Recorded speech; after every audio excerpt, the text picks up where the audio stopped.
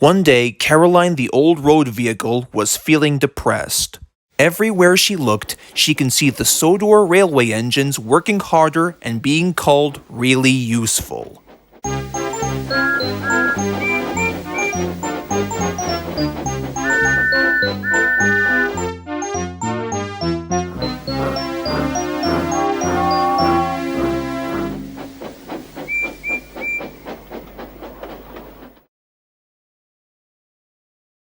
At a nearby parking spot close to the rails, Caroline was having her engine examined very carefully, until eventually, "I don't understand what's wrong with you, Caroline. Your motor seems to be working fine once we left AutoZone."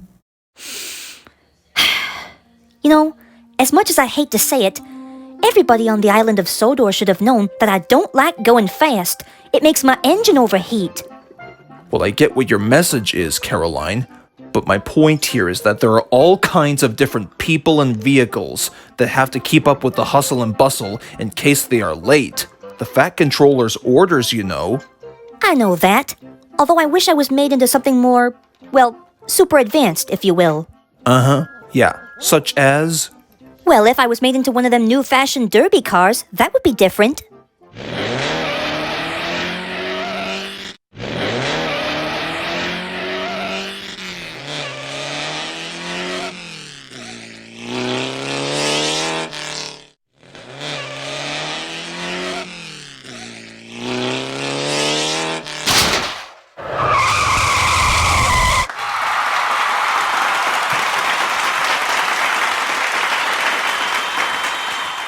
Yeah, that would change everything.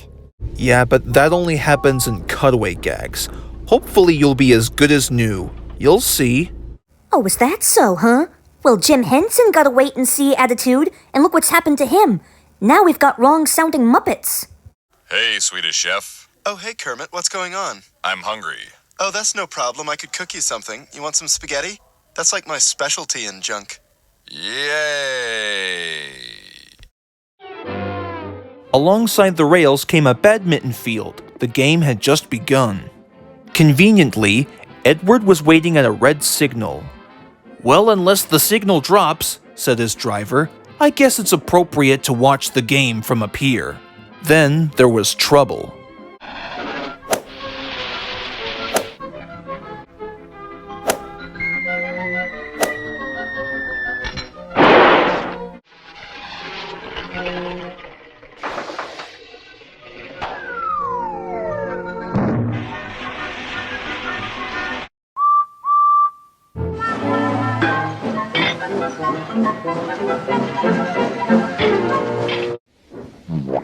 "Hey you! Come back with our birdie! We need it!" But it was too late. Edward was gone.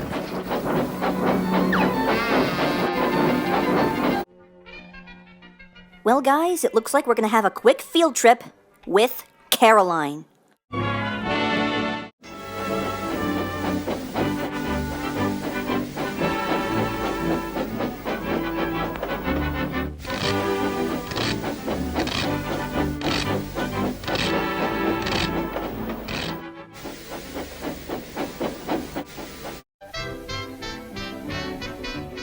So, she wants a race, does she? Well, she's not gonna get ahead of us now. Faster, Edward! Now wait just a minute there. I'm way too old to go as fast as Gordon. Surely we can take our time with these deliveries, right? While the driver wasn't paying attention, the fireman shoveled for dear life, resulting in Edward's speed beginning to steadily increase.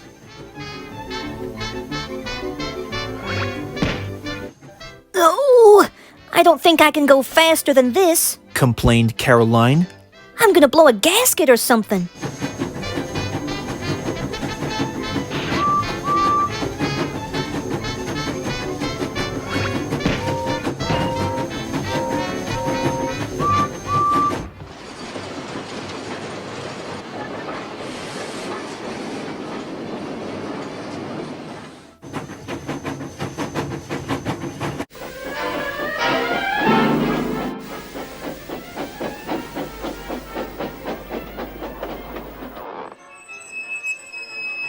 Yahoo, boy!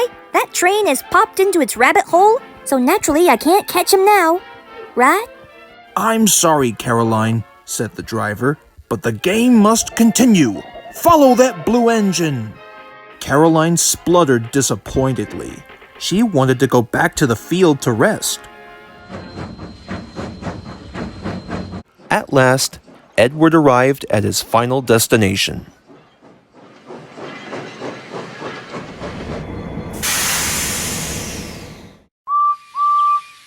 He was proud that he made some great record time when he heard an unfamiliar noise.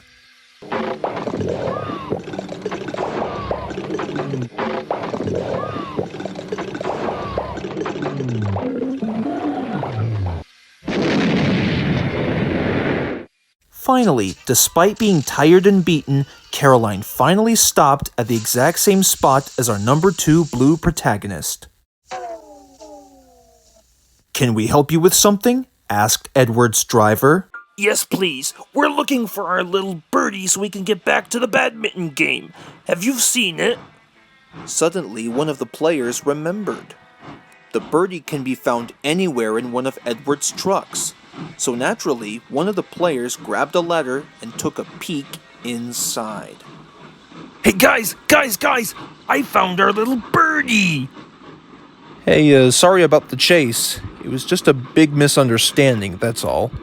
Oh, you couldn't help it, mate. It was an accident. Now we must get back to the big game, quickly. To be fair, said Edward, I wouldn't say too much. It appears that Caroline's already worn out. And she was. No need to worry, old friend, said his driver. I'll phone for help. I think my brain just hatched an idea. And so it was arranged. Percy brought the players back to the big game.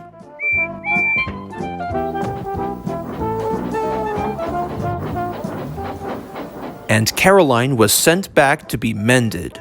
I sure do hope you get better soon. Not to mention that I hope that this new motor of yours won't cause you to break down every so often. Thanks a lot, Edward. That really means a lot to me. Come on, Thomas. Off we go. Sure thing, driver.